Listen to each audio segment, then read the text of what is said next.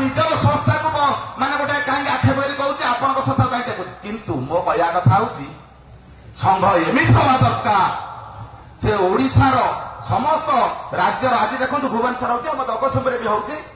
ମୁଁ ବି ପରେ ମୋ ସିଟାଇ ଯିବି, ଜଗତସିଂହପୁରରେ ଅଛି, ରାତିରେ ଅଛି ପ୍ରୋଗ୍ରାମ ମୁଁ କରିବି। ଆଜି ଆପଣ କୁହନ୍ତୁ, ଆଜି ସେତିକି ମତେ ହୃଦବୋଧ ଲାଗିଲା, ମତେ ହୃଦୟରୁ ଲାଗିଲା ବୋଲି ମୁଁ ଭୁବନେଶ୍ୱରରୁ ଗାଡି କରିକି ମୁଁ ପଳେଇ ଯାଇଛି। 5 ପଇସାଟା ନେଇନି, କିଏ କହିଦବ ନାଲିଆମ୍ବ ଆଇଛି ଷ୍ଟେଜ ଉପରେ ଟଙ୍କା ନେଇଛି, ଟଙ୍କା ନେବି ନାହିଁ, କାରଣ ମୋର ହୃଦୟରୁ ସେତିକି ଅଛି। ମୋ ଭାଇମାନେ ଯୋଉ ଭଳିଆ କଷ୍ଟ କରୁଛନ୍ତି, ମୁଁ ଯୋଉ ରାତି ଦିନ ହେଇକି ଅନିଦ୍ରା ହେଇକି ରାତି 2ଟା 3ଟାରେ ଆଉଛି, ଗେଟ୍ ଖଡଖଡ କରୁଛି, ସେ ମାଲିକ ବିଗୁଡୁଛି, ମୁଁ ଜାଣିଛି କଷ୍ଟ କଣ। କଳାକାର ଯାହା, ସେ ଡ୍ରାଇଭର ସେଇଆ। କିନ୍ତୁ ସେ କଥା କିଏ ବୁଝିବ, କୋଉଦିନ ବୁଝିବ, ସିଏ ଗୋଟେ ପ୍ରଶ୍ନବାଚୀ। କିନ୍ତୁ ଆପଣମାନେ ହାର ମାନନ୍ତୁନି, ସେମିତି ଆଗେଇ ଚାଲନ୍ତୁ। ପ୍ରକୃତରେ ମୁଁ ଆପଣମାନଙ୍କ ପାଇଁ ବି ଦୁଆ ମାଗୁଛି ପ୍ରଭୁଙ୍କ ପାଖରେ, ସେ ମୁସଲିମ ଭାଇ ହୁଅନ୍ତୁ, ହିନ୍ଦୁ ଭାଇ ହୁଅନ୍ତୁ, ସତରେ ଆମେ ଏକାଠି ହେଇ ଆଜି ଯୋଉ ସଂସ୍ଥାର ଅଛି, ସେ ସଂସ୍ଥା ହଉଛି ନମ୍ବର 1। ଯୋଉମାନେ କହୁଛନ୍ତି ଡ୍ରାଇଭର ହେ ତାକୁ ଝିଅ ଦବାନି ଅମକ ଦବାନି, ସେମିତି ପ୍ରମାଣ କରି ଦେଖ। ସତରେ ମୁଁ ବି 30-40 ହଜାର ରୋଜଗାର କରୁଛି, ମୁଁ ବି ଗାଡି ଚଲାଉଛି, ମୋ ସଂସାରକୁ ମୁଁ ରଖୁଛି। କୋଉ ଯୋଗଣୀ ଛାତ୍ର ସମ୍ଭାଳୁଛି ମୋ ସଂସାରକୁ, ସିଏ କଣ କହିବ? ଅଛି ନା ନାଇଁ? ସେମିତି ପ୍ରଶ୍ନ ହଉଛି ନା ନାଇଁ? କଣ ମୋ ଝିଅ କାହିଁକି ସେଟା ଗାଡି ଚଲୁଛି, ମଦ ପିଉଥିବ, କୋଉଠି ନେଇ ଢୁକେଇଦବ। ଆରେ କଣ ଢୁକେଇଦବ? କେଇଟା ସଂସାର, କିଏ କାହାକୁ ଢୁକେଇଦବନି, ମାରିଦେଲେଣି। ସେମିତି ଆଜି ସଂଘବଦ୍ଧ ହିସାବରେ ନାଲିଆମ୍ବ ଆପଣମାନଙ୍କୁ ସେତିକି ଆଶ୍ୱାସନା ଦଉଛି, ମୋ ଆତ୍ମା ସେତେବେଳେ ଶାନ୍ତି ହବ ଯୋଉଦିନ ଏକାଠି ହବ।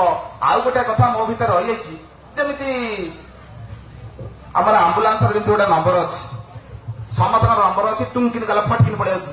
ଆପଣମାନଙ୍କର ସେମିତି କିଛି 300, 400, 500, 900 ନମ୍ବର ଅଛି କି? ଗୋଟେ ସେମିତି କଲେ ବି ଖୁସି ହୁଅନ୍ତା। କିନ୍ତୁ ଯାହା ବି ହଉ, ଯେତେବେଳେ ଯୋଉଠି ବି ଭାଇମାନେ ଅଛନ୍ତି, ସେ ଭାଇମାନେ ଏକଜୁଟ ହେଇକି ଯାଇକି ସେ ଜାଗାରେ ପହଞ୍ଚାଉ, ସେଟା ମତେ ଭାରି ଖୁସି ଲାଗୁଛି। ସର୍ଭିସ ଦଉଛନ୍ତି, ବହୁତ ବଢିଆ କଥା। ଆଉ ଥରେ ହୃଦୟରୁ ଗୋଟେ ଜୋରଦାର ତାଳି ଦଉ। ବହୁତ କଥା ତା ଭିତରେ ଅଛି। ଦେଖିଲ, ଏ ବା ଷଣ୍ଢ ପୁରେଇବ, ତାର କାମ ସେଇଆ। ନାଇଁ ମୁଁ ବସିଥିଲି, ମୋ ମୁଣ୍ଡକୁ ଗୋଟେ କଥା ଅଛି। ଇଏ ଯୋଉ ଲୋକ ଭାଉଜର କଣ ନ ଖାଇଲେ, ଇଏ ଆମ୍ବୁଲାନ୍ସକୁ ଡାକି ଦଉଛନ୍ତି। ଥରେ ଆମ୍ବୁଲାନ୍ସକୁ ଡାକିଦେଲେ, ଝିଅକୁ ସ୍କୁଲ ନେଇ ପଳେଇଲେ।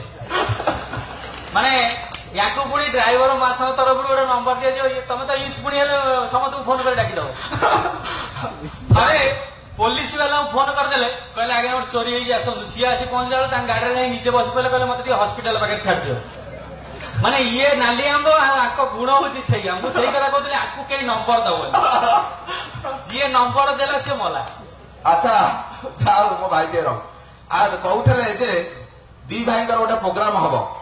ଆଚ୍ଛା ଦେଖନ୍ତୁ, ଭାଇମାନେ ତ ତାର ଖିଆ ପିଆ ହେଇକି ସେ ଗଲେଣି, ଆରି ଭିତରେ କରିବା। ମୁଁ ଆଉ ଗୋଟେ ସବିଶେଷରେ ଗୋଟେ କଥା କହୁଛି, ଯେ ୟୁଟ୍ୟୁବ ଚ୍ୟାନେଲ ଖୋଲିଦେଲେ ଖାଲି